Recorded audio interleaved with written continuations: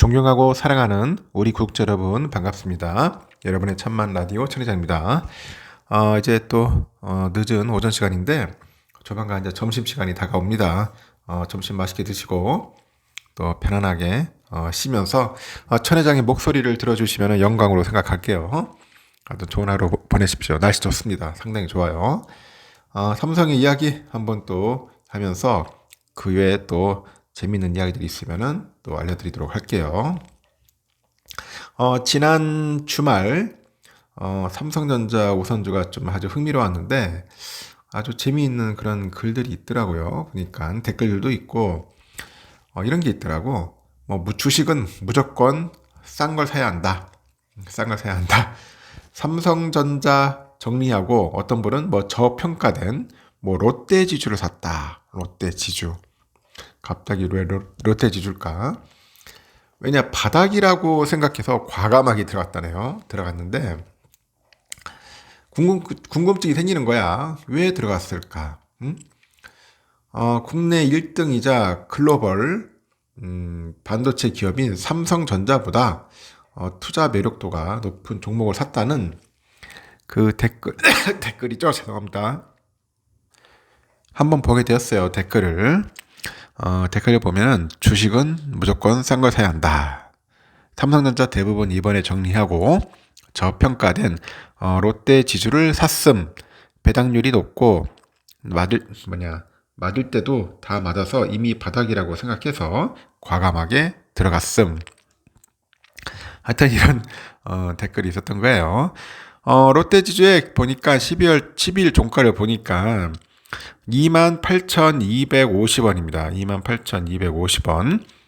연초 대비 5.99% 정도 하락을 했어요. 아까 죄송합니다. 감기가 아니라 기침을 해가지고 매운 음식을 좀 먹었더니 갑자기 기침이 나오네요.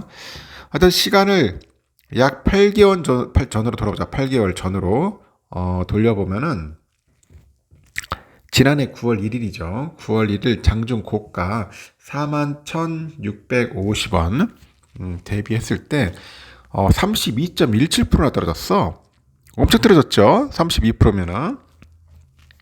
이렇게 주가 바닥이라는 게 그 댓글 쓴 이의 그 주장, 설득력이 좀 있는 겁니다. 너무 떨어졌어. 바닥이다. 이 롯데 지주 한번 차트를 보시면 쭉쭉 우양하게 그죠? 롯데 지주는 어떤 회사냐 쭉 한번 봤어요. 롯데 지주는 자체 사업을 영위하지 않는 그런 순수 지주 회사로 그 자회사의 성장성과 수익성 제고, 사업 포트폴리오 고도화, ESG 경영 등을 관리를 하네요. 또 중장기적 관점에서 보니까 사업 전략을 수립을 하고 신규 사업 발굴, M&A를 추진하는 등 롯데의 기업 가치를 아주 높이는 역할을 한다는 겁니다. 통상 지주사의 실적은 편입된 그 종속 기업의 매출과 영업이익 등의 영향을 받아요. 영향을 받는데, 즉 계열사가 성장을 해야지 지주사도 이제 몸값이 뛰는 그런 구조라고 봅니다. 계열사가 성장해야 지주사도 몸값이 뛴다. 이렇게 롯데지주의 지난해 연결 기준 매출은 14조 1000억 정도 됩니다. 영업이익은 4,898억 정도. 역대 최대 실적을 달성을 했어요. 호실적을 바탕으로 해서 주주들한테 주당 1,500원, 1,500원에 연말 배당금을 지급했고 시가 배당률은 4.6% 수준이고요. 2021년 유가증권 시장 상장사 평균 2.3%의 2배다. 그렇게 보시면 됩니다. 그래도 최대 실적을 냈네요. 보니까 주당 1,500원이다. 삼성증권은 올해 매출 15조 4,090억, 영업이익은 5,060억을 이제 전망을 하는 것 같아요. 그렇게 보고 있는 것 같습니다. 올해 사업 계획은 어떻게 될까? 보니까 롯데지주 관계자가 그래요. 그룹 자체적으로 바이오, 전기차, 충전, 메타버스, 배터리 소재 등 이런 신사업을 속도감 있게 추진하는 한 해가 되지 않겠냐, 그렇게 보는 것 같습니다.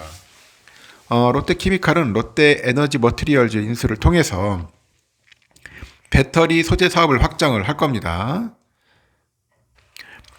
롯데정보통신은 전기차 충전 제조하고 플랫폼 운영 사업을 확대할 것이라고 언급을 하더라고요.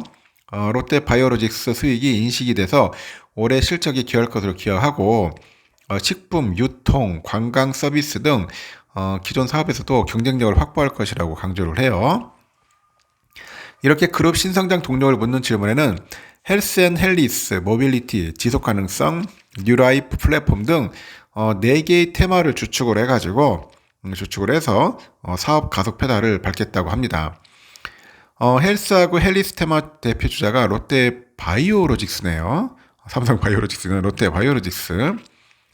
롯데그룹 측은 2030년까지 글로벌 탑10 그 바이오 위탁 개발 생산 기업으로 만드는 것을 목표로 하고 있어요. 롯데 바이오로직스는 지난해 말 글로벌 제약사 그 브리스톨 마이어 스킵 여기에 그 바이오 의약품 생산 공장인 시러큐스 공장을 인수를 했다고 하네요. 특히 생산 시설뿐 아니라 경력 15년 이상의 핵심 인력을 채용을 했는 것 같아요. 포함을 해가지고 BMS 임직원의 99.2%를 이제 승계한 것으로 알려져 있는 겁니다. 이렇게 BMS와의 그 바이오 의약품 CMO 개발 계획을 채용해서 안정적인 매출처도 확보했다. 뭐 그런 겁니다. CMO. 이 CMO라는 게 위탁 생산을 말하는 겁니다. 제약들도 대부분 다 위탁을 많이 하는가 봐. 전기차 충전은 그 롯데정보통신이 이끄는데 롯데정보통신은 자회사 그 EV시스를 중심으로 해가지고 전기차 충전소를 이제 확대할 것 같아요. 25년까지 롯데그룹 오프라인 거점을 중심으로 해서 주요 도심지 주차장에 급속, 뭐 중급속 위주의 충전기를 한 13,000기 이상 설치할 계획으로 이제 현재 알려져 있는 겁니다. 이 사진은 그 롯데 바이오로직스의 미국 시러큐스 공장 전경을 보여주는 것 같아요.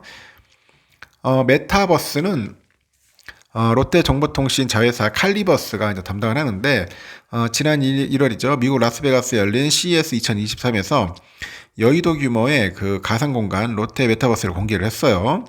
롯데 면세점, 하이마트, 세븐일레븐과 협력을 해서 각종 상품을 체험할 수 있는 버추얼 스토어를 이제 눈길을 끌었죠. 롯데그룹 화학군은 롯데케미칼이 선봉장이죠.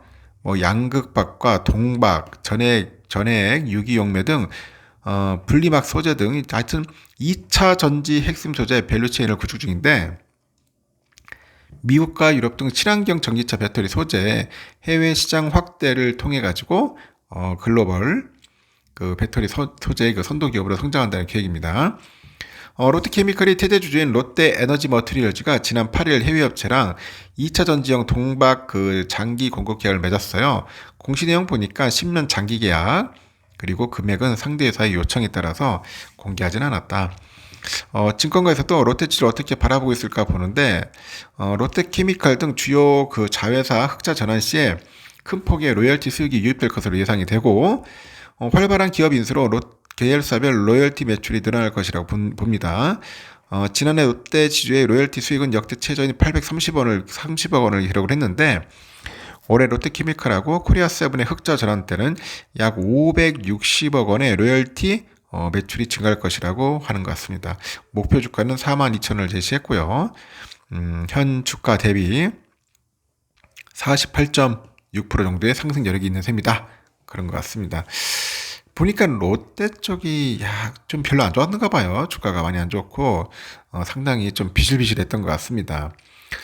그래서 이런 관련된 내용이 있고 그렇다고 여러분들 그 롯데 쪽에 투자하는 게 아니야.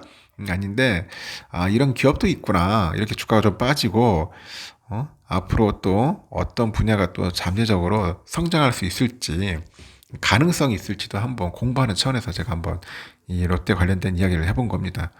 한번 참고하실 분은 참고해 보시고요. 그래도 삼성전자가 그래야 제일 낫죠. 제일 낫습니다, 여러분. 아주 뭐 기사는 삼성전자를 우습게 하는 것 같은데 제가 볼 때는 삼성만큼 좋은 기업이 없어요. 개미들이 잘 몰라서 그래요.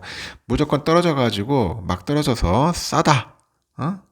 막 떨어져가 주가가 많이 빠지는 게 싸다고 생각해서 들어가는 게 아니라 이 기업도 미래 성장 가치가 있어야 들어가는 거지.